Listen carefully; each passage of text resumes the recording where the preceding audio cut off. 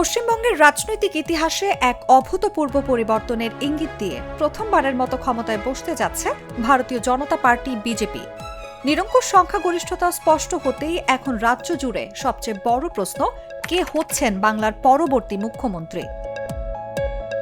তৃণমূলের বহিরাগত তকমা রুখতে অমিত শাহ আগেই ঘোষণা করেছিলেন রাজ্যের শাসনভার থাকবে একজন বাঙালির হাতে।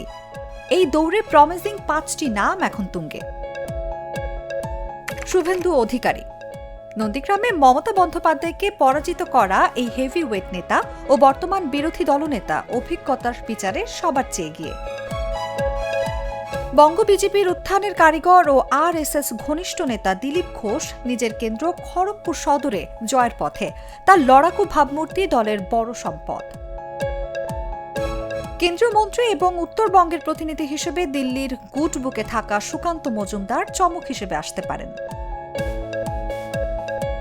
দলের পুরনো ও তাত্ত্বিক মুখ হিসেবে পরিচিত শ্রমিক ভট্টাচার্য বাজপেয়ী ঘরানার ভদ্রলোক রাজনীতির প্রতীক। কেন্দ্রীয় নেতৃত্বের ঘনিষ্ঠ এবং বুদ্ধিজীবী মহলে গ্রহণযোগ্য মুখ হিসেবে স্বপন দাশগুপ্ত অন্যতম বিকল্প। উত্তরবঙ্গের আবেগ ধরে রাখতে সুকান্ত মজুমদার নাকি রাঢ় ও দক্ষিণবঙ্গের শক্ত ঘাঁটির জন্য শুভেন্দু দিলীপ জুটি, সিদ্ধান্ত এখন বিজেপির সংসদীয় বোর্ডের হাতে।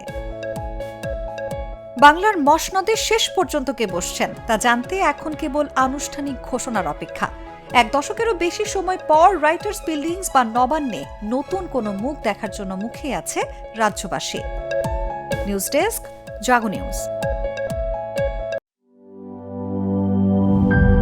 গ্লিটারের টুইন লেমন ও অ্যান্টিব্যাকটেরিয়াল ফর্মুলা বাসনকে চকচকে জীবাণুমুক্ত করে আমাদের দেয় গ্লিটার গ্যারান্টি।